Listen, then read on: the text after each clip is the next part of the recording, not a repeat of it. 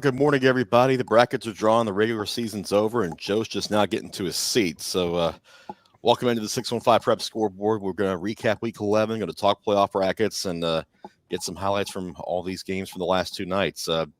Joe, Scott, Cam, guys, good morning. Morning. Is it morning? I believe it is. I don't know. I think days are starting to run together now. It's all the same. It really is. Yeah. November is here. So, regular season's in the books. Brackets are drawn. The path to Chattanooga now clearly outlined for everybody, including us. So, fun week. We'll be there. We'll see what teams will be there. Yeah, right. A lot of fun potential matchups that could happen. Obviously, the first week of the postseason is always kind of a lot of bad matchups sometimes, but we got some good ones next week too. So, week 11 lived up to the hype, in my opinion. A lot of great matchups, and for us, I think people in West Tennessee had the best of it last night. You look at Covington, Westview. For us, I think Thursday was the better night. I think the games were better. Tend to agree. Yeah, I would agree with that. Yeah. Well, how we're going to do a little bit differently than usual with the brackets already out, so we're going to integrate those into our scores. We're just going to go region by region and talk about the brackets once those are in the books. Let's go ahead and get started highlight-wise. Cam, you were over Murfreesboro. The trifecta, as you call it. You've been at Blackman, you've been at Oakland. Now you got to go to Riverdale for their battle of the borough against Oakland. Yeah, and it was a fun one, but definitely a wet one. Opening up Riverdale, what a catch by Malik Hicks there to give Riverdale a 7-0 lead early on after a partially blocked Patriot punt. It's obvious we're going to have some issues with the screen freezing again. Yeah, but Malik Hicks scores on a great catch. Check it out on our Instagram. It was a SportsCenter top 10 worthy catch. Oakland winds up answering midway through the first with a DeJuan Morris touchdown run at 7-7, and then in the second quarter, Oakland tacks on to go up. They go up 14-7, take a 14-7 lead into the half, and then to start the second half, Oakland drives. They wind up turning the ball over. And then it goes into the fourth quarter. And Riverdale on the second play of the fourth quarter, DJ Taylor takes it 56 yards for a touchdown, ties it up 14-14. After a bad snap on the Oakland punt after that, Riverdale takes over at the 12. 2 plays later, DJ Taylor takes it in from 14 out. Riverdale's got a 21-14 lead, and it's really flipped very quickly at that point. Midway through the fourth quarter, 6.5 minutes left to go. Oakland's forced to a 4th and 2 at their own 28. Coach Creasy goes for it and runs a pitch play to Craig Tutt. He makes 2 cuts and stiff arms the safety and outruns everybody else. He scores. Riverdale lines up offsides on the extra point, which then has Oakland go for 2 in the lead. DeJuan Morris takes it in, 22-21 Oakland at that point. Following that, a very quick 3-and-out for Riverdale. Snap on the punt goes about 10 foot over the punter's head and is jumped on at about the 3-yard line, and Kyler Creasy takes that one in on 4th and goal at the 1 and gives Oakland a 29-21 lead. Another quick 3-and-out by Riverdale, and Oakland was trying to run the clock out, and they're forced with a 3rd and 6, and they run the same exact pitch play to Craig Tutt. This time, instead of having to cut back, he just beat everybody to the corner and outran everybody 65 yards for a touchdown, giving us our final score, Oakland 36 and Riverdale 21. Oakland finishes 9-1. It bounced back from that loss to Ravenwood last week. Oakland doing what we kind of thought they would do. It's a really good team. Riverdale's defense was good enough to keep them within that game, but talked to a few people. They just right now, I don't think they have the offensive guys to keep up with a team like Oakland. Yeah, I mean, DJ's had a really good year when he's been healthy. He's been banged up a little bit throughout the year, but their passing attack has been spotty, and that's just calling it what it is. They've had good moments, and they've also had some very bad moments. And of course, with it being in the rain on Thursday night, that didn't help factors at all. But this Oakland team, it seemed like they found another gear. That's the only way I know how to explain it. They midway through the fourth, down 21-14, and it was like a light switch. Well, the key to this Oakland team seems to be depth and how well Creasy coaches at various levels. I mean, you lose TT Hill to a wrist injury. DeJuan Morris goes out. Craig Tutt lights it up, 211 yards and 18 carries in this game. Really breaks it open. Patriots, they always seem to have that one or two guys step up every game. All right. The shockwave came Thursday night, kind of alongside this one in our next score. Coffee County upset Blackman 19-14, and this pretty much it changed the back half of that bracket. Yeah, let me tell you, when Green Hill folks found out that Blackman lost this game, they were in shock because we'll get to Green Hill here in a bit. They take the top seed in that region. They thought they were going to get Coffee County. Not so much. Blackman falls on the road to a really well-coached Coffee County team, shock of the night. But good for the Raiders. Big win. The Blaze are a team that I would be terrified to play in the postseason. Yeah. Honestly, though, it's kind of what we've seen out of Blackman this year. They've shown signs of struggling, whether it be penalties, whether it be turnovers, whether it be, they're a really talented football team. They're good. They are a really good football team, and you are right. I would not want to play them. But they've kind of beaten themselves a lot this year, which is good and bad if you're an opponent coming up. Yeah, well, yeah, and as much as Green Hill doesn't want to play Blackman, if I'm Blackman, I don't want to play Green Hill. Yeah. Well, Coffee County jumped Blackman with that tiebreaker, and it rendered this game on last night meaningless. Siegel wins 27-9 over Rockville. Had Coffee County lost and Rockville won, Rockville would have gotten in, but they entered Friday with no playoff spot in stake, and Siegel took advantage.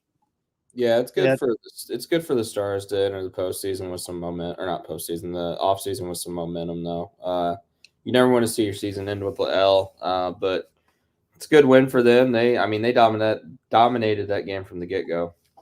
Yeah, Kristen Thornton threw for 100 yards. The TD added one on the ground. Devion Ewing had two of the Stars' 4 interceptions on the night, and Andrew Varner returned one of them 19 yards for a pick 6. So Rockville just turned the ball over way too much, and Siegel did what good teams do: take advantage of the gifts. Joe, over at Green Hills, we talked about. Got the highlights rolling. Let's go. Caden Burrows takes a shot early on. That kind of set the tone for what this game was going to be, guys. To Tyler Travers, to John Michael Crudup, a huge pickup here. Mount Juliet's rolling early on, and they looked like they were about to score. They end up getting a field goal out of that. Green Hill finally getting some mojo going on offense. They just figured out, hey, let's run the ball. It's going to work to perfection. Cannon Burrows here. He'll punch it in. Puts Green Hill up 6-3. Special teams were kind of an issue for Green Hill that on Thursday night. They just Nick Owens Jr. here putting them up 12-3, and Green Hill looks like they're in complete control. Not so much so. Tyler Travers here with a nice dot over the middle. This would ultimately lead to a touchdown strike to Atticus Fiorita a couple plays later. Then the Mount Juliet defense, they get it rolling here, boys. They get the stop here. They're in great position, but this is the play of the game. John Michael Crudup gets stopped. He's sitting on the defender. Luca Nash knocks it free. Green Hill recovers. Mount Juliet, I think, was on the 20-25, so they were well within field goal range. Green Hill gets the stop. They're able to run more clock off. Green Hill stopped here on 4th down on the Mount Juliet 48, so Mount Juliet gets one more shot, and this is what essentially happens. 4th and 5, Travers, incomplete pass, and the celebration on the hill is on as the Hawks win it 12-10. And First ever unbeaten regular season for Green Hill. With all the flashing light and the rain, it looked like a haunted house from Mount Juliet there for a little bit. I mean, I wrote about it, and you can see it on 615preps.com. Yeah. That was a game like you would see in like a movie. The rain, all the Halloween stuff, 2 unbeaten region teams, region title on the line. These teams hate each other. They do not like each other. And that showed. But Green Hill, they get the job done. Admittedly, Chris, I am very excited to see how the next episode of Climbing the Hill comes out, because I think that game gave us everything we wanted and then some. It provided a lot of content for that particular show, and we will we'll drop when that's going to release very soon. Probably will not be next week, but maybe the week after that. But yeah, this game lived up to what we had built it as, just an absolute. And Aaron Mattingly said this best: "Is a fight." That's what it was. Here in I want to say this about Aaron Mattingly too, because it hurt not seeing him because he got hurt against Summit earlier in the year. That kid could have just folded and not cared about this game. That kid's a coach on the sideline. I mean, you see the Green Hill coaches up and down the sideline. He's everywhere. He's talking to the offense. He's talking to the defense. Hope to see him back at some point in the postseason. I know we'll see him during basketball season, but I do want to give him a shout out because, I mean, he was one of the better players in our area, but he was everywhere. And as the Mount Juliet side of things, nothing to hang their heads about. No. That defense is nasty.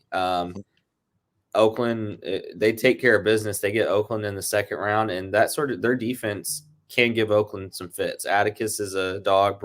Brooklyn Wynn had a pretty good game, so. Mount Juliet, really good. Green Hill, really good. It was the best 12-10 game I've ever seen. Well, keeping with big games, Lebanon 49-31 over Gallatin. They get in as the 4 seed. Gallatin will miss the postseason. Lebanon, big time. Lebanon racked up 513 rushing yards. Harrison Edwards 215 on only 13 carries, and Isaiah Mariah nearly matched him with 212 and 11 rushes and 2. But the Green Wave wouldn't go away. They closed the gap to 28-24 just after halftime. But then 21 straight points for the Blue Devils, and they put the game away. Gallatin gets a late score with 8 seconds left, but second half pretty much all Blue Devils after that initial score.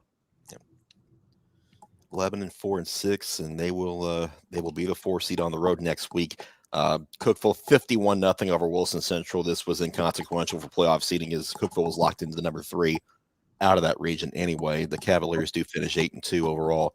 Wilson Central season will end at a 3-7 mark, 1-5 in region play. All right, bracket time. Let's see how this thing lines up. Lebanon at Oakland, Coffee County at Mount Juliet, Cookeville at Riverdale, Blackman at Green Hill. That's a lot of fun. Yeah. Some of those. I mean, Cookeville, Riverdale in round 1 is going to be a heck of a game. Oakland, Lebanon. It'll be interesting to see how Deuce handles the Oakland defense, and then Blackman, Green Hill. Spoilers: one of us will be at that game. Yeah, another spoiler. The first one to 14 probably wins. Yeah, very possible. Very possible. I mean, look at looking ahead a little bit, Mount Juliet, Oakland. You just mentioned it. Would be a very intriguing second round game. Yeah. So it would be, but I know that Coffee County team played that beat good Blackman team, so Mount Juliet can't be caught looking past them. No. Somebody said already counted us out. I hear you, Joe. Look, Oakland's Oakland. Oakland is Oakland, so Oakland, Cam, tell them. Oakland doesn't lose in the playoffs until the state, apparently, and they hardly ever do that now. So, well, the one thing that does not get talked about on that Oakland team, that front 4 is pretty darn good on defense, and they've battled some inconsistencies on the back half. But the last 2 weeks, I've seen Craig Tutt back there more than he's been the whole season, and that's kind of helped out quite a bit. But the front four, you can go ahead and say the front seven. Their linebackers are pretty good too, but the front four, for the most part, have been really good for the Patriots this year. Yeah. Keep this thing rolling. Go on to Region 5, where Smyrna gets the number 3 seed over Cane Ridge. They win 37-8 Thursday night. They'll finish 5-5 and a winning record in region play, and a good finish for the Bulldogs. Yeah, good night for Aiden Augustine. 3 touchdowns. Ryan Carver, 110 yards. Smyrna had no problem with the Ravens here. Stewart's Creek already had the region title locked up. They'll just cap a 9-1 regular season with a 35-14 win over McGavick. And Red Hawks perfect in region play, and they're coming in the playoffs pretty hot. I wouldn't want to play them. Would not No. want to play them. I'm That, sure they're not happy about giving up 14 points in this one either. And they're a team that they've been kind of up and down the last couple of years. They've had some good wins the last 2 years, but then they'll lose a game they're not supposed to, right? This has to be, without a question, this has to be the most confident Stewart's Creek team we've ever seen. Yep. It is, and it isn't close. Yeah. Mm-hmm. Yep. Coach Cuddell's got them playing very, very well right now. And more than that, like you guys said, they're playing with confidence and they believe. They bought in. And I think that's the difference this year, is that it seems like everybody is in the right seats on the bus and it's moving forward. So Antioch already had the number 2 seed clinched. They get a 55-6 win over Laverne to finish 6-4. Laverne, unfortunately, will finish 0-10 this year and will be looking for a new head coach this year, as Mike Woodward resigned following the game on Friday morning. hate that for Laverne. They don't come much better than Coach Woodward. And I would have to say that in our early days of 615 Preps, he was very helpful to us, and just a good man. I hope wherever he goes, he thrives. Yep. Yeah, Cecil Joyce at the Daily News Journal had that story a little bit earlier on Friday when Woodward tendered his resignation. And all the best wishes to him and his family. Laverne will have a new head coach next year, and they'll start that process immediately. Antioch now 6-4, 4-1 in region play, and they will be at home next week for a postseason game. Actually, we're going to go ahead and load those highlights for me, Joe. If you don't care, I'll run you through Battle of the Woods. You've already seen it before. Opening drive, Brentwood gets it going there. J.C. White's going to find Clayton Merrill here, gets it down the sidelines and into Ravenwood territory, but the drive stalled. Keenan Fisher hits a 27-yard field goal to put Brentwood up 3-0 on the opening series. Ravenwood's first drive, gets down the field. Donovan Starr actually had a 55-yard touchdown. This is not it. This is Femi Babalola to Max Kimple that put Ravenwood up 14-3. That was a dot. It was an absolute Maverick Chance had one too to Ben Hubbard for a 6-yard score. His second TD throw of the night, 21-3 Ravenwood. Right before the end of the half, J.C. White to land in Oakland to get him in Ravenwood territory. White right here is going to use his legs to get the Bruins in 1st and goal, but Ravenwood held as the clock ran out to end the quarter, and they went up 21-3 at the half, and Brentwood, unfortunately, didn't do much after that. Here you're going to find Jaden Smitherman as White rolls out to his right. Smitherman in the end zone, picks it near the end line for a touchback. That was with about 4 minutes to go, and then Brentwood one more shot to try to put more points on the board, and there he is again. Smitherman in the end zone with his second interception of the night. Brentwood falls at Ravenwood 21-3, and the Raptors finish the Battle of the Woods and cap off a 10-0 regular season. I think last week we saw just how good Ravenwood's offense could be. Last night, I think we saw just how good that defense really is. Yeah, that's pretty much spot on. I mean, Brentwood was driving a little bit, but Ravenwood's defense just pulled up in the right spots and got stops. And in the postseason, it really is about getting stops, and they're prepared for it. And it's the big plays, right? last week against Oakland, Donovan Starr, helmet right on the football, causes a fumble. This week, multiple times where Brentwood is driving and they intercept Brentwood in Brentwood territory. In Ravenwood territory. But yeah, this Ravenwood team, they have everything you see when you see a state championship football team. Good offense. Defense makes plays when they have to. Special teams are good. But this Brentwood team, don't make no mistake about it, though. We were talking during the week. Nobody had scored 20 on them all year. And to hold this Ravenwood offense to 21, this Brentwood team's going to be a really tough out, too. Yeah, and that's 21 first half points. In the second half, they held them scoreless. So, they've found some such of adjustments in the second half to, get stops of their own, and they can take that into next week. I mean, obviously, they're not happy losing the Battle of the Woods, but you can learn from that and move forward. Independence gets in. They knock out Summit 30-12 in that elimination game to get their second region win and get in that 4 seed in Region 6-6A. Ends a Wow, what a unbelievably frustrating year for Summit. Yeah. Couple years. what a turnaround for Independence. Start out 0-6 and find themselves in the playoffs at the end of the year. Franklin, no trouble with Overton, 48-13. The Admirals, 5-5. They were already locked into the number 3 seed anyway, so they'll go to Antioch next week to start the postseason. And that bracket looks like this. Stewart's Creek will host Independence. It's Smyrna traveling to Brentwood. Franklin at Antioch, as we just mentioned, and Cambridge at Ravenwood. So this is the type of bracket where you think Stewart's Creek makes it, Brentwood's going to be favored, Franklin Antioch's a toss-up, and then Cane Ridge. So 6-6A could go 3-1 potentially if Franklin takes care of business. Yep. Yeah, it's that's going to be an aerial assault. Brewer Wilson and then Bears Andre aerial. Adams. Yeah, right. Andre Adams. That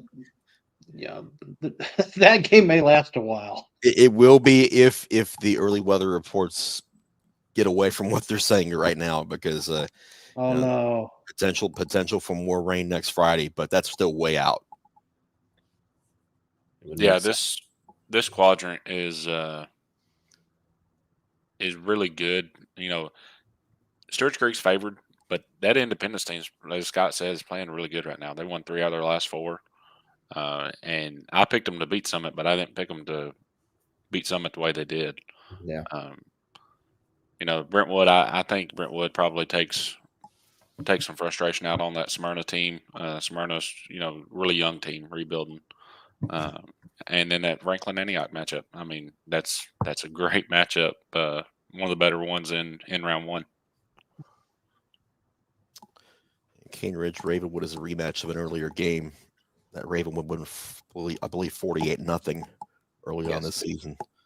Cane Ridge is in, though. I mean, even with a young team, you get that extra practice, and that's still worth it. It's a whole new season. Talking about Region 7, Rossview 124-0 over Kenwood to finish 8-2. Overall 5-2 in region play. That one on Thursday night. Kenwood will miss the postseason. They finish 3-7. Kirkwood 46-0 over West Creek. The Cobras are going to be the number 2 seed. They'll be the number 2 seed. I believe. We'll check that bracket in a second. They're 8-2. Yep. But the second season, and they're 8-2. And they get first ever playoff game. Yep. Yeah. Only their second year as a program. Miles Redding, perfect 12 for 12 on the night for 173 yards and 3 scores. Punched one in. Josiah Claybrooks had a big night, 124 yards rushing, and eclipsed 2,000 yards in his high school career. Dixon County takes care of business at Northwest 28-7. They finish 5-5. Northwest falls to 1-9 on the season. That's how they will finish up there for the Vikings. Clarksville 50-7 over Northeast. Career win number 100 for Isaac Shelby. Yeah, he becomes the winningest coach in Clarksville high school history with his 100th career win. So if you're going to do that, that's the way you do it. Fitting it was against his old team, his first head coaching gig at Northeast. But yeah, this one wasn't much of a match. It was a 43-0 going into the fourth quarter. Wildcats complete their second consecutive 10-0 regular season and will be at home next week against Germantown. Collierville travels to, or Rossview will travel to Collierville. Kirkwood will host Bartlett, and Dixon County on the road at Houston. Yeah, we don't know as much to make out of that Memphis region this year because they all beat each other essentially the way that worked out. But I'm going to go out on a limb here and say they're pretty good, and that is not good for that Clarksville region. I definitely could see a 3-1, potentially a sweep for the Memphis region. Yeah, agreed. Yeah. Some more highlights coming your way, Joe. You were at Nolensville last night. Paige Nolo for that region title. Yeah, and Paige doing what they've done all year. It was second play of the game. You got McLean Copeland punching it in here, and he is hyped up, and that was kind of the story of the night for Paige. Third play of the game, 2 touchdowns. Isaac Ote, again, a freshman, busting loose here. The breakaway speed, I mean, just absurd. He's very, very good. He's going to be very scary in the next couple of years. This is a good play by the Nolensville defense. They strip it away here when Paige was looking to go out 21-0. However, Paige's defense doesn't let them do anything. They get the ball back, and Ote punches it in for the second time tonight. It's all Paige. This is all in the first quarter. 21-0 Patriots. They're running away with gracious. it. Yeah. That was Jordan Kroll laying him down. Colt Brown gets in. Mitchell Grandjean punches his way in here. And then Mitchell Grandjean with a great pass here to Caden Ackerman, who poses. It's 42-0. Eric Hazard's going to blow this play up very quickly. No chance in hell. Ragdoll. Nolensville looks like they're about to score. Backups are in, but the Page defense gets to stop, and they run out the clock. Joe, I think you said it best yesterday, is that the scary thing is that this Page team gets better. They found an offense. They've got an identity now with their running game. Yeah, they play bully ball. I'm all right, like a column on that, just because the big question about Page going in the year was what is their like. We knew their defense could carry them for the first couple weeks, and in a sense they kind of did, but the offense did play well. But yeah, they're scary. They're very scary. It looked like this is no offense to Nolensville because they are a good team. They're 6-4 for a region. Page looked like a bunch of seniors playing some freshman, sophomore. The size difference, everything. It was bully ball. They literally look like a Big Ten football team. Yeah. It's exactly what they look like. They are unbelievable on defense, and they will hit you in the mouth over and over and over on offense. I sent you guys that picture of them during the coin toss, and it's the size comparison is just absurd. Yep. I mean, where's the syrup at? I mean, there's enough pancakes in that highlight video. I mean, goodness gracious. Mm-hmm. Yeah. Jordan Kroll's a kid. Jordan Kroll's a kid that needs to get talked about more. He's transferred from Centennial. He's having a heck of a year, and that Page offensive line is just—they're filthy. They're absolutely filthy. More blocks like that, and that conversation should start pretty quickly. Yeah. Page wins the region title. That one, Nolensville will finish in the number 2 spot. Centennial will take third. They need beat Hillsborough 38-9. So Hillsborough is the 4th. Yep. Yeah. Yes. Yep. Centennial finishes 6-4. Hillsborough falls to 5-5 with that loss. Lawson finishes on a high note, 56-6 over Glencliff. 3-7 for the Lightning as they finish the year with a W. Glencliff ends at 1-9. So this bracket's going to shake out as Hillsborough goes to Shelbyville. Tullahoma visits Nolensville. Centennial on the road at Lincoln County, and it's Columbia at Page. Yeah, that Centennial Lincoln County game is the game I'm looking at. And the Shelbyville Hillsborough game's got potential to be good. The Nolensville Tullahoma game's got potential to be good. But that Centennial team versus a really run-heavy Lincoln County team. Now that they're in the postseason, will Lincoln County give Brett Dobbs the ball 30 times instead of 15 for 200, which is pretty much what he's been doing. He's a Mr. Football type player for the Falcons. Dangerous matchup there for Centennial, having to go to Lincoln County. But other than that, they're going to be pretty tight games, but this sets up pretty favorably for Page. Surprise, surprise. I think I could easily see a 2-2 split between the regions here in this matchup. But yeah, I think like you said, Page is the monster in this whole thing. So Page takes care of business. They don't get tested at all through this. I mean, it's a simple. They are a different beast. They are, yeah.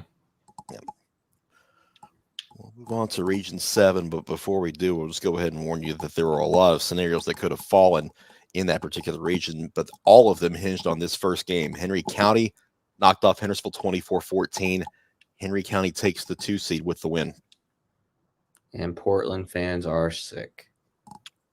yeah, Very, very much so. Very much so. Portland, took care of Hunters Lane 35-6. They finished 5-5, but the story there is because Henry County's win, Portland will not make the playoffs. They will be the outside looking in.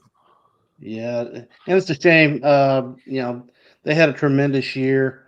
Keelan Dalton had a tremendous performance last night. 196 yards rushing, 5 touchdowns. You hate it when good teams miss out, but hey, that's the nature of the game. Yeah, but there's an elephant in the room, and from a coach speak, you tell your kids, football's a game of breaks. You're not going to get all of them, and unfortunately, Portland had a really bad break in that Hendersonville game. But ultimately, they also need to look in the mirror, and as hard as that is to say, they had opportunities to beat teams like Hendersonville. They had opportunities to beat Springfield. They went on the road to Springfield and didn't play their best game. As hard as it is, you do have to still look in the mirror some too. Yep, and the other game in that region, Springfield and Beach, Cam.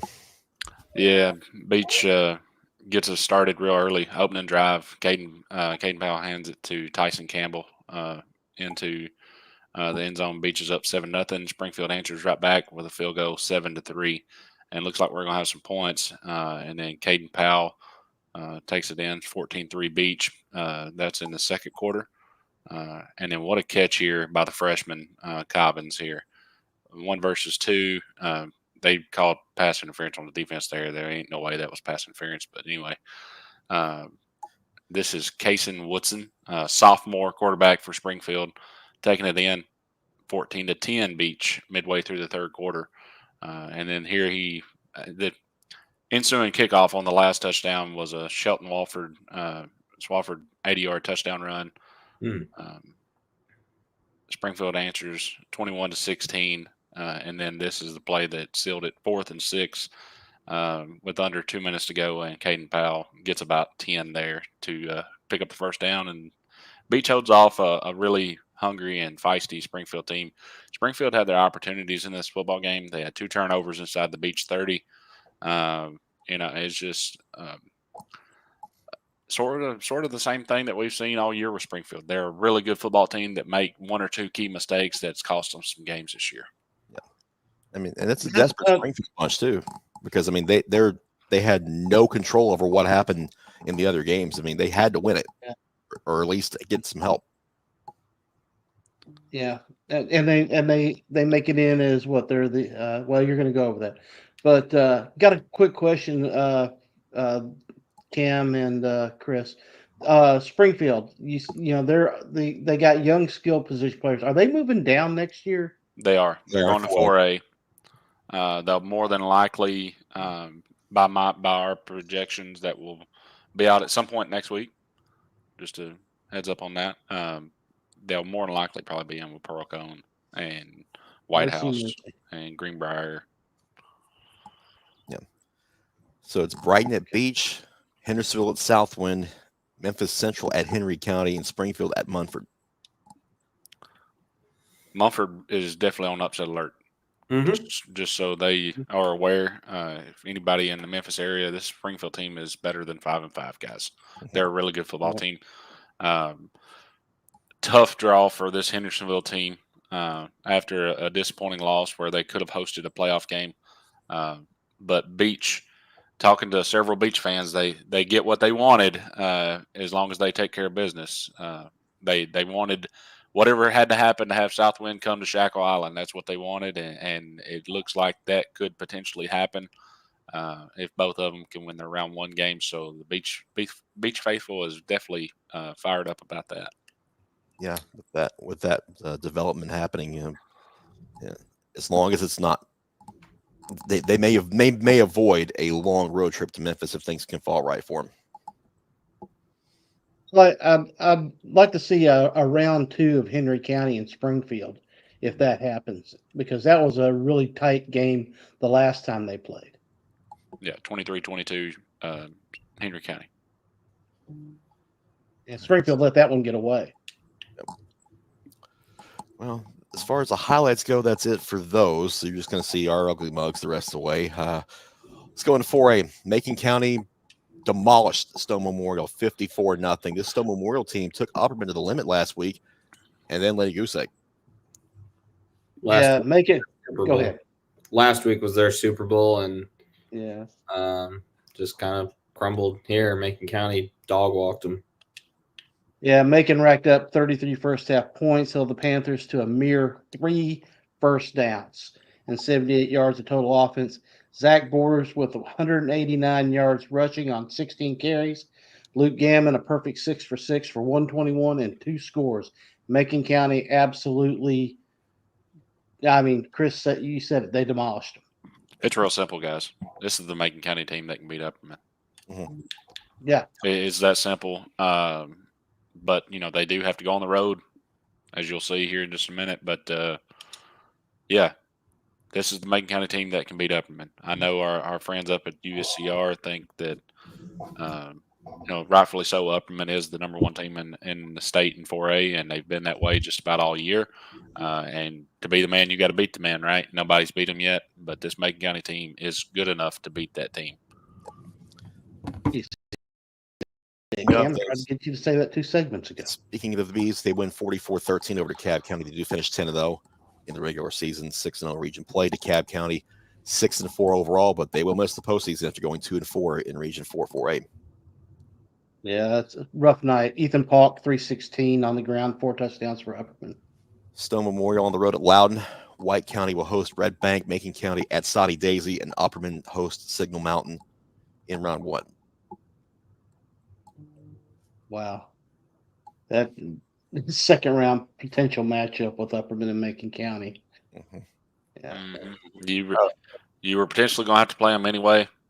The earlier you get to play them, the less chance that your guys are a little bit less banged up. The playoffs really have a lot of wear and tear on kids' bodies, and and that kind of goes both ways there.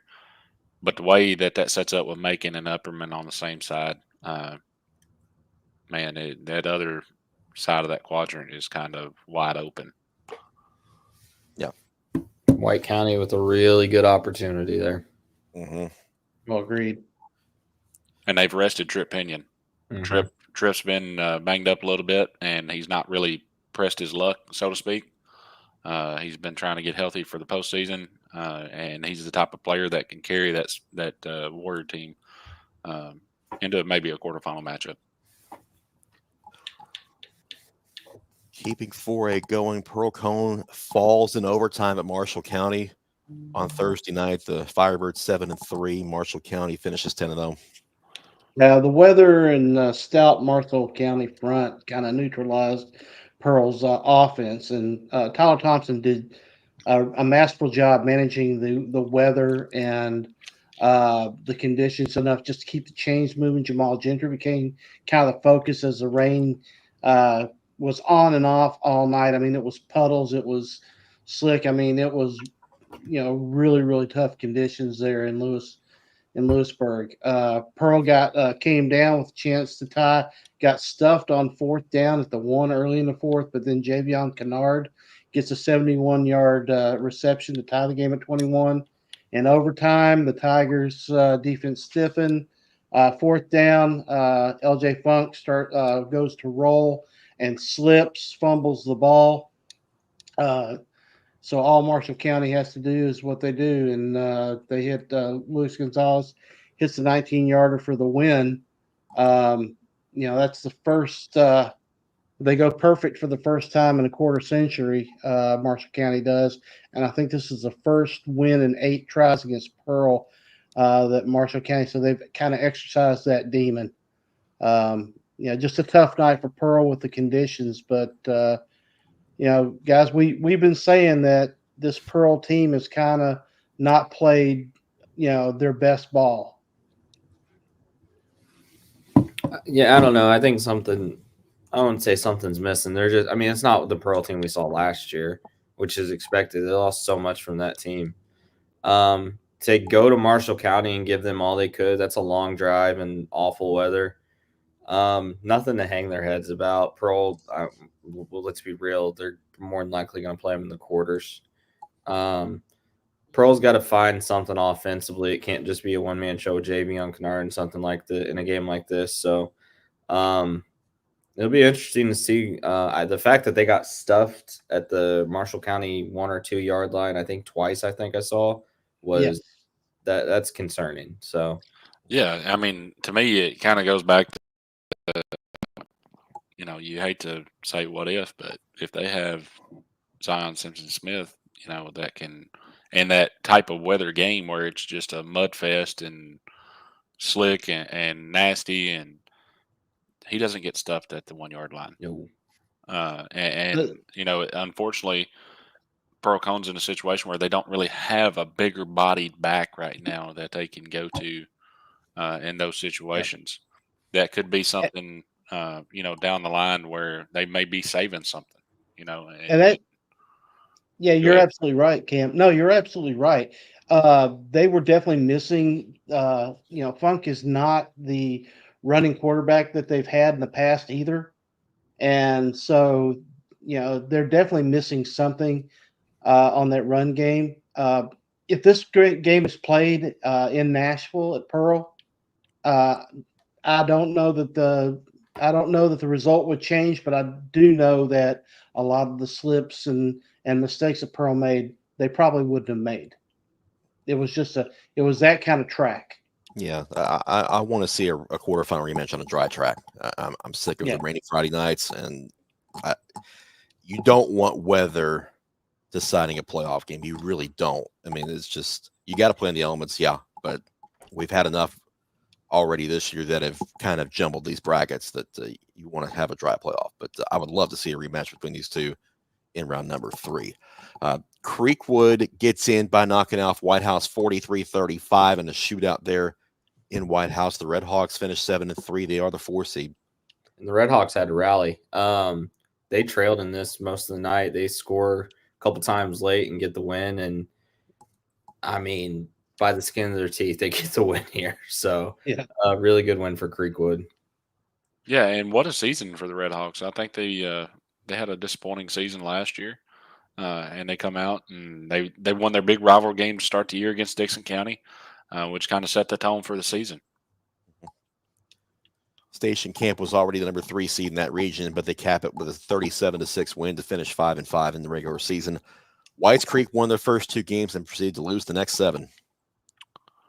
Yeah, and am I right here? Station Camp, I think Station Camp's 4-6, and I think they started 0-6 and they won the last 4. I believe is how that is. Okay. Yeah, we'll get that. But anyway, Station Camp is one of the hottest teams going in the postseason. That's the point I'm getting at. Mm-hmm. You better be ready to play the Bison. Yep. Yeah, you're absolutely right, Cam. Montgomery Central gets win number 2 over Greenbrier 14-12, and the Bobcats unfortunately fall to an 0-10 finish. Rough year. Montgomery Central, good for the Indians. Bracket's going to shake out like this with Lexington going to Marshall County, Station Camp at Jackson Northside, South Gibson heading to Pearl Cone, and then Creekwood traveling to Chester County. Region 5 goes 3-1, I think. Possibly 4-0. Creekwood Chester is an interesting matchup. It's really because Chester can put points on the board. But I talked with Michael Odom out in West Tennessee last night, and he told me he doesn't know what to think of this Chester County team because they did lose, or they had South Gibson beat, and I think South Gibson had them beat, and then they came back to beat Chester, and South Gibson struggled this year. So Region 5 could very well go 4-0 here. I'd like to see how Pearl rebounds against South Gibson, and I think that'll make a statement after last week's game of how this Pearl team is going to fare going further into the playoffs. A lot to a little, from what I've been told. It's going to be ugly. That Jackson Northside and Station Camp game is very interesting to me.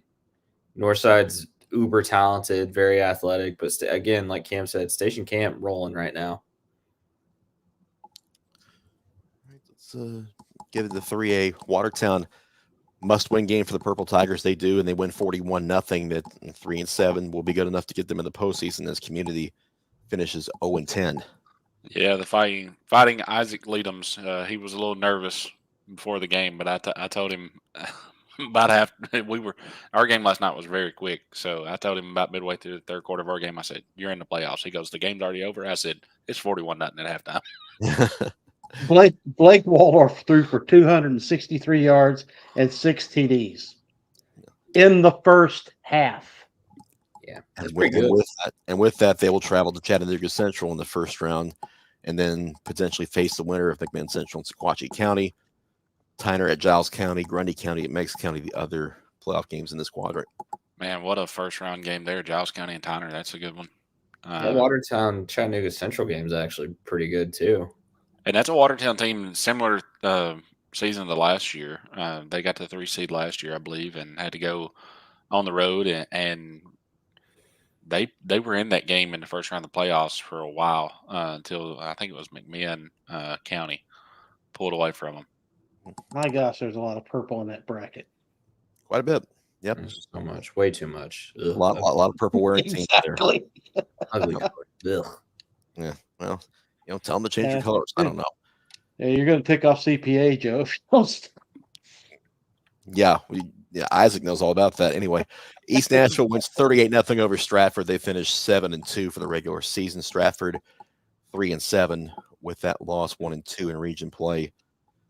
I posted a video to our Instagram page back in the Titans media day, and talk started because Stratford said, "Well, we need to beat those guys over there." They were sitting next to each other, and earlier this week, East Nashville kids started posting that video to their Instagram stories. So I think East Nashville they were ready. They were ready, and they took care of business in a big way. And they're playing well. No KJ Johnson, obviously. He had the ankle injury ending his junior year. They're finding ways to win. They're playing really well right now. They had that tough game against Cane Ridge that they barely won, and they lost, or they beat Cane Ridge, barely lost to Smyrna. But East is playing really good ball right now. Yeah.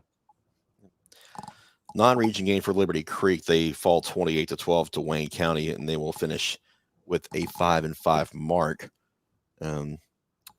Region 6, White House Heritage and Fairview went back and forth, but the Patriots get it done to win the region title 21-14. Huge night for Dason Springer as he had 7 catches for 73 yards, 2 scores, as well as leading 14 tackles. But this one was tight. It was Fairview up in the fourth quarter, and Patriots rallied for 14 points in the fourth quarter.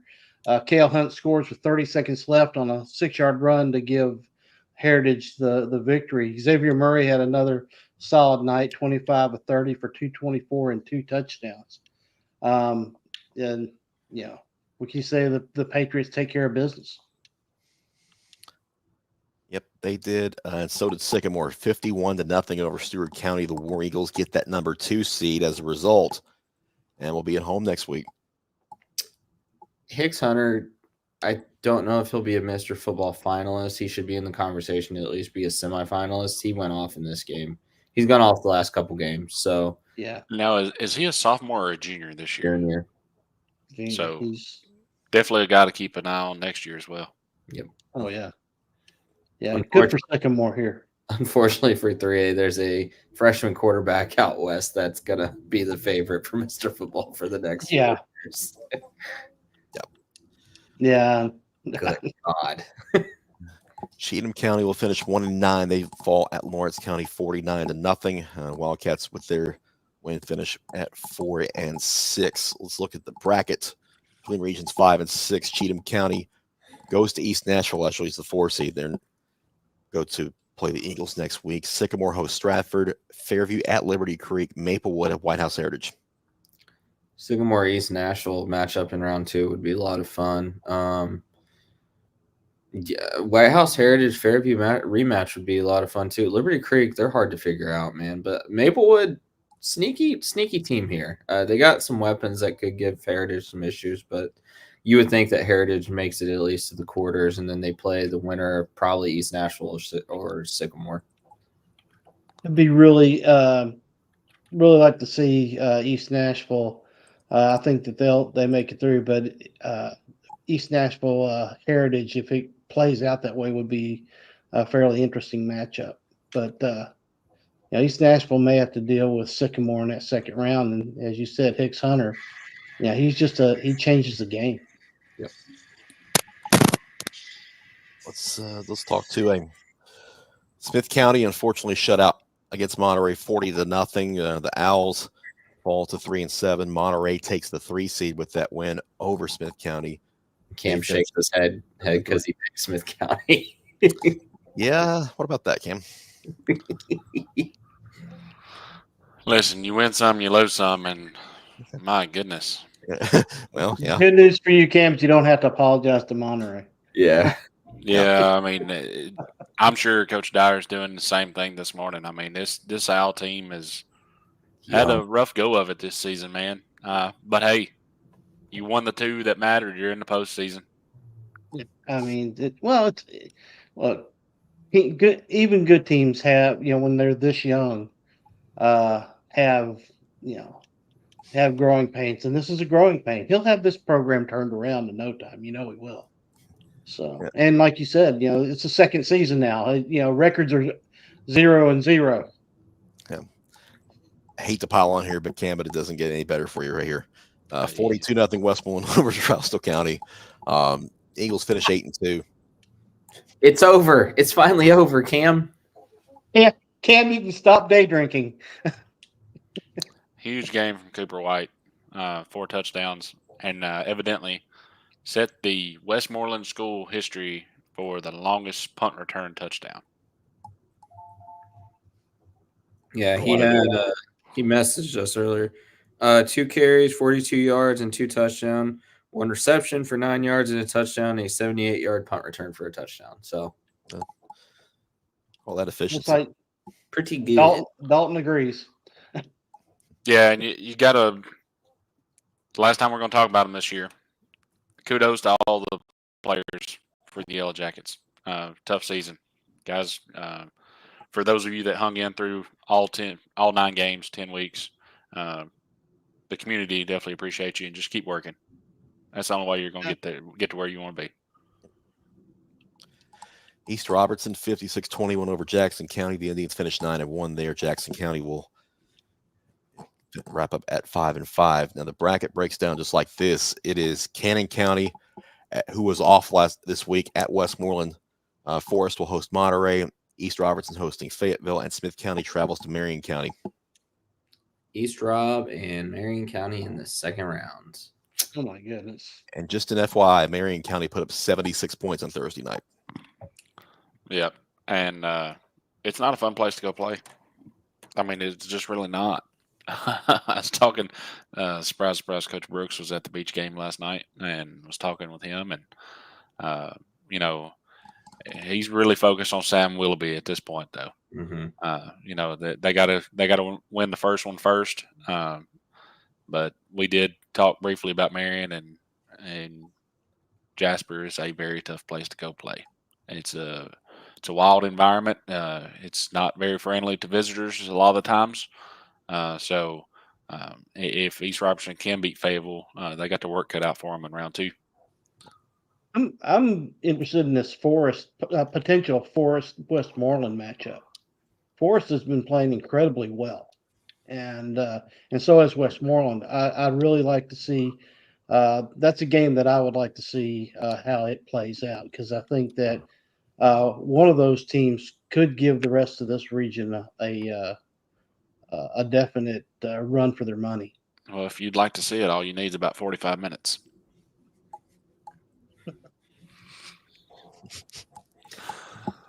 Both teams are going to run the footballs. I got you. No, I was following you, Jim. Yeah.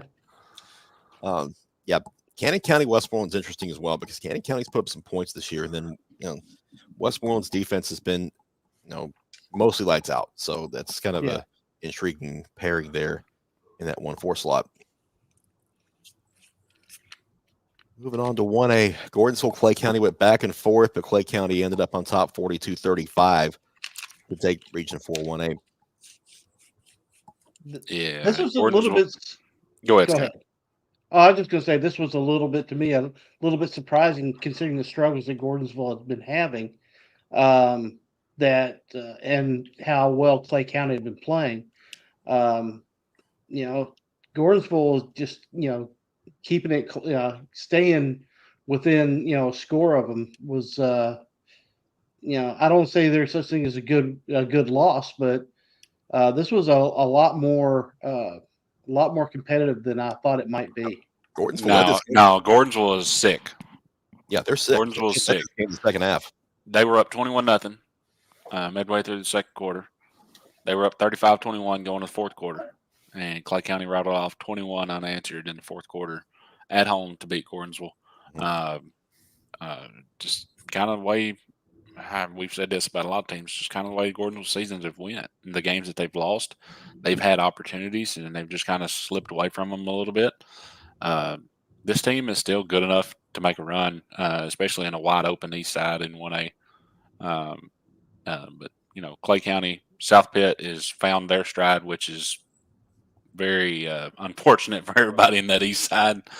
And having to go to Bean Stadium in round 2 wasn't really what Gordonsville was wanting to do, but they gotta win round 1, and then they get to play one of the longest playoff rivalries. Seems like they play every year. Just about every year, yeah. It's kind of a tradition at this point for Gordonsville and South Pitt to meet in the playoffs. Joe Burns gets the 3rd seed in Region 4 1A, 42-25 over Red Blowing Springs. Red Devils will be number 3, and Red Blowing Springs will be the 4 seed, and they're also South Pittsburgh's first round opponent. Gordonsville will host Chattanooga Prep. Joe Burns travels to Whitwell, and Sale Creek will go to Clay County. Yeah, this has got all the makings of a 2x2 split. Mm-hmm. I guess there is no such thing as a good loss. I stand corrected. South Pitt, like you guys said, they've been playing some outstanding ball, so that's going to be a really interesting second round matchup, provided Gordonsville makes it. So, what do you think of that potential Whitwell Clay County matchup? Yeah, that could be a good one for sure. That's a Whitwell team that actually played Joe Burns in the regular season and beat them, I think, like 49-7. So they should probably handle Joe Burns pretty easily. And then Salina's another. It's kind of off in the middle of nowhere, man. I know Joe joked this week. He said that's every high school in Tennessee. But look at this entire bracket right here. Except for Chattanooga Prep, that's all in the middle of nowhere. That's very true. That's very true. So we ought to send Joe to one of these. No, I'll be at Green Hill. Sorry. Yeah. Have you ever been to Salina, Joe? To be honest with you, I still don't think it's a place.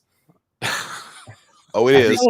I think you're just making up words. No, I can confirm. I've been there. Yeah. You just go. You go to Yep. Lafayette, and you take a right, and you go through Red Bowling. You go through Hermitage Springs. You go through Moss, Tennessee. If you've ever heard of Moss, Tennessee, Stop the Dairy Burger.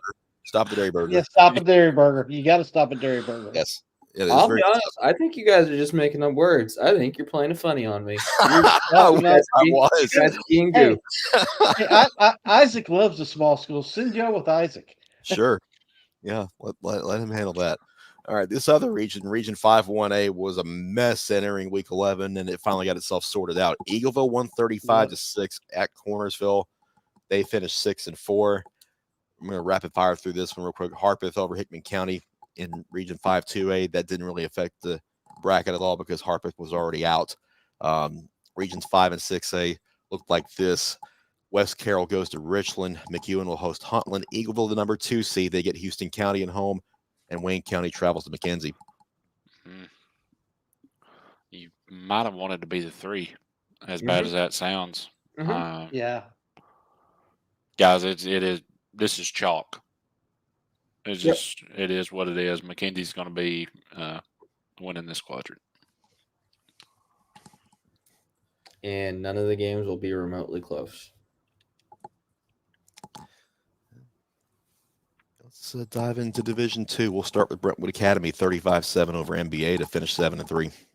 Guys, he's really making a push to be Coach of the Year, in my opinion. What he's been able to do in 1 year with that offensive line and that defense, man, what a coaching job, and what a season for Brentwood Academy rebounding after a 2-8 season. Yeah. Well, this game was tight. It was 7-7 in the second half, but then Brentwood Academy intercepted Hugh Price. First one set up Luke Robinson's 35-yard screen touchdown. Then BA recovered a muff snap at the 1. Gavin Schaefer scored, and then Price threw another interception, which led to a TD. And after that, the route was on. So just a series of errors in the third quarter by NBA. And Brentwood Academy, take nothing away from them. They did what good teams do.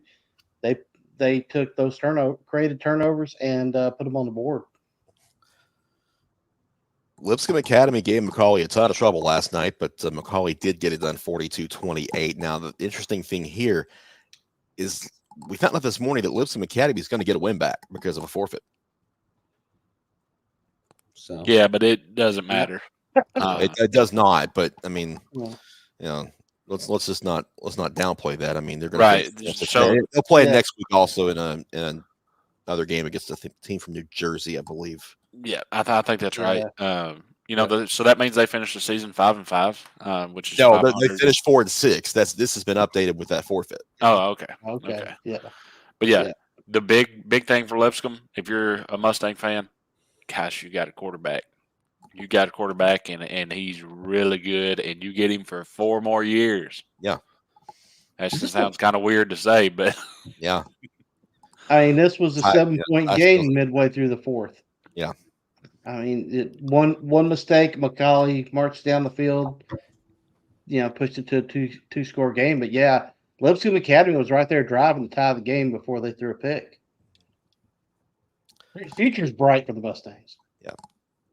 Ty Snell coming in as an 8th grader and kind of giving them some life his back half of the season has been a revelation for them. And like Cam said, 4 more years.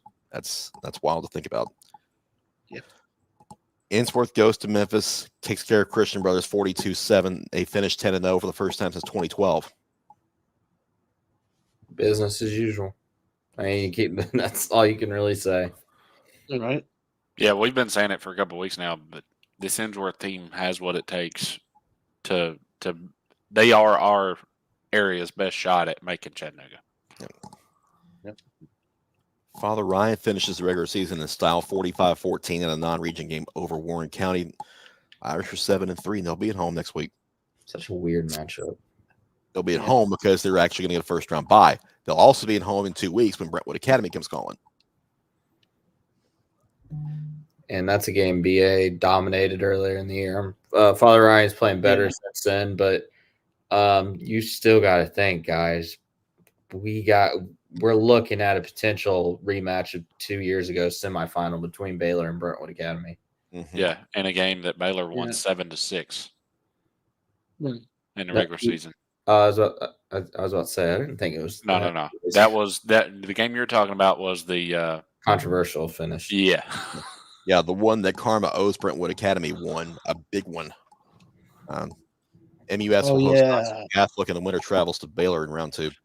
Yeah, that Knoxville Catholic team probably might be favored in that matchup. They're really athletic on offense, but yeah, that's going to be Baylor. Yep. Yeah. Bottom half of the bracket, this Christian Brothers, the first round bye, as Macaulay. They'll be meeting in the quarterfinals in Chattanooga. NBA will host Briarcrest next week, and then the winner goes to Ensworth.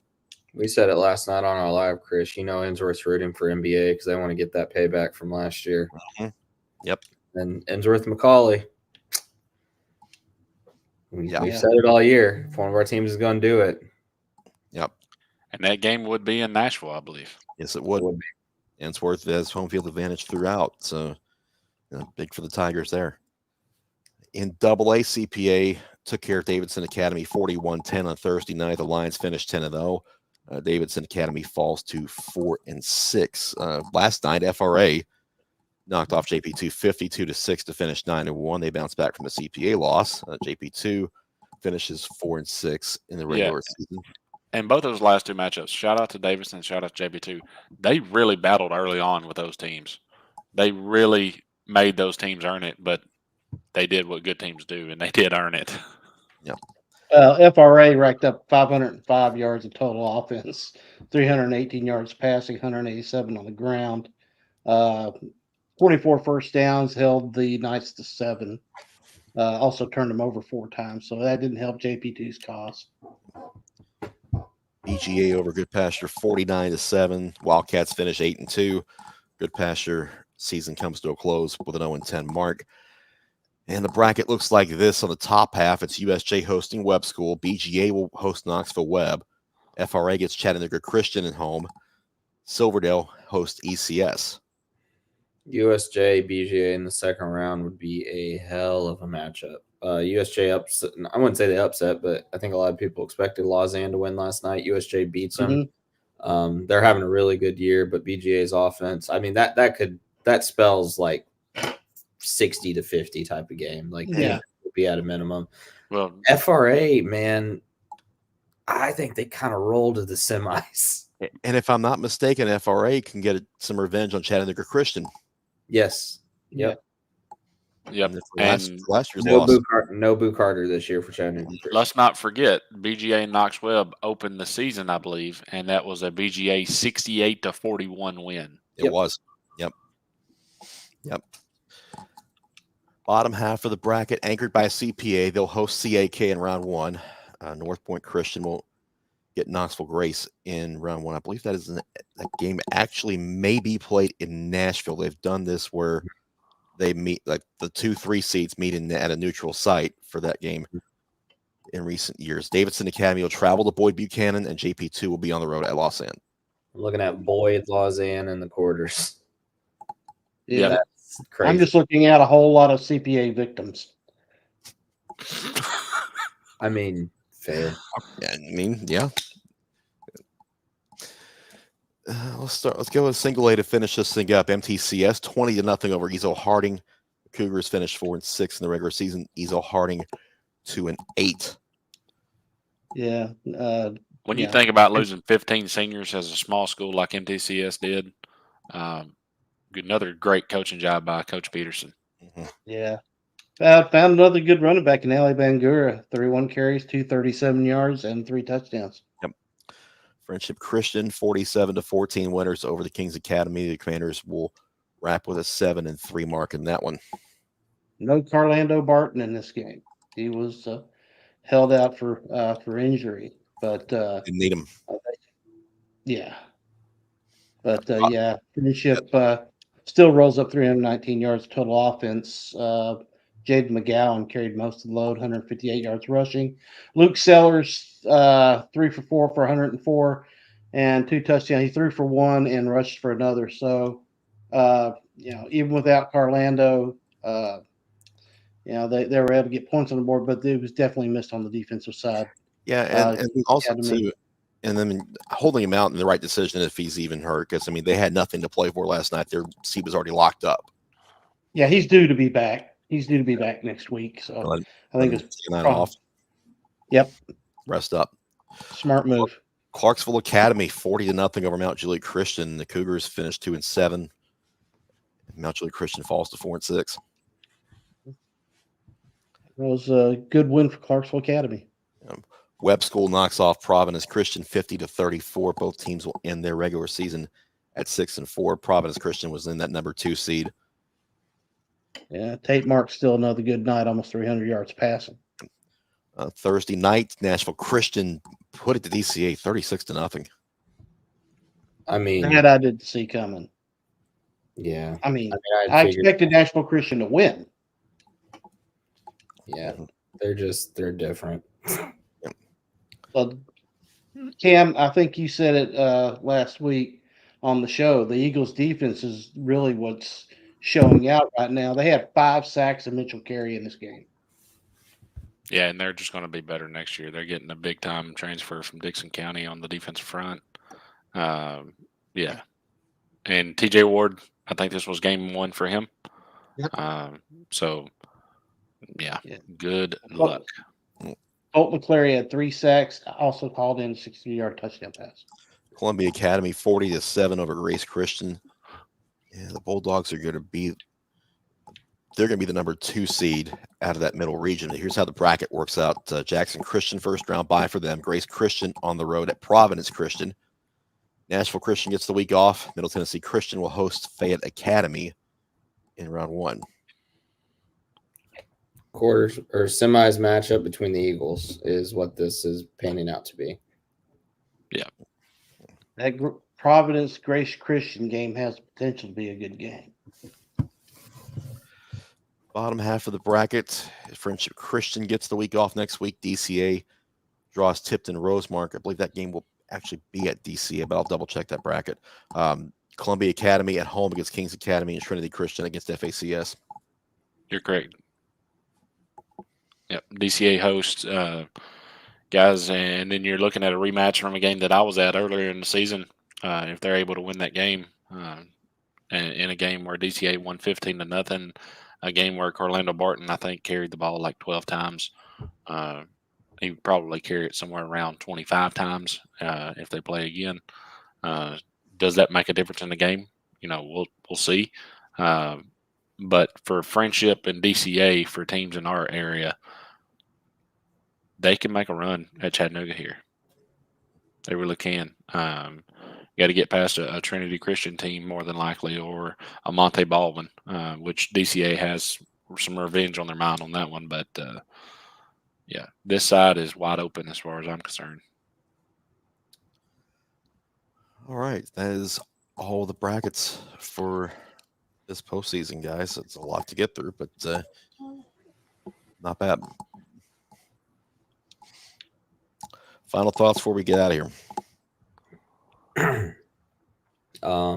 Yeah, postseason is finally here.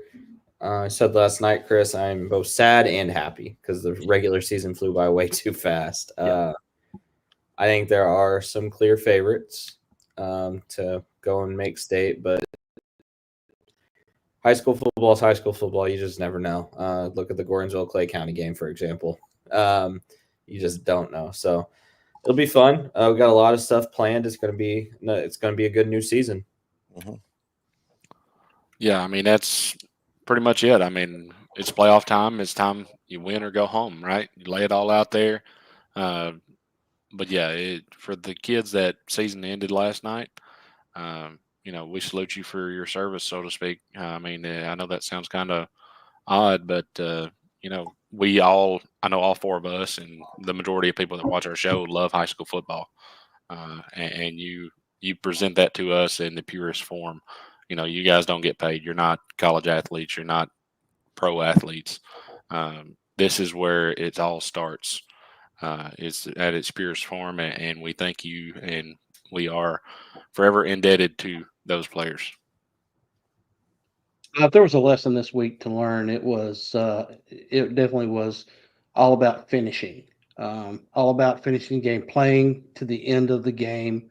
We saw a number of games that were, where teams came back, or teams, that were tied. Which team could finish the other one off. So you've got a whole new schedule. Your schedule's slate. We said it now. You're 0-0. So go out there and play your 48 minutes and make sure you finish. And there, Chris, is your segue. Yep. That's exactly what we're going to do. Finish the show. A little longer because of the brackets, but we're done. And the regular season's done and over, and we're headed to our postseason coverage. Got some pretty cool stuff coming in the postseason that we learned about last night too. So get ready for those announcements coming real soon. We will see you right back here 7 p.m. Wednesday night for 615 Preps Live. We'll have all our usual nonsense to get you ready for round one. And other than that, enjoy your weekend, and we will talk to you very soon. Thank you so much for joining us this morning for the 615 Preps Scoreboard, the playoff bracket edition. For Scott, for Cam, for Joe, I'm Chris. We're out. We'll see you on Wednesday night. Have a good one.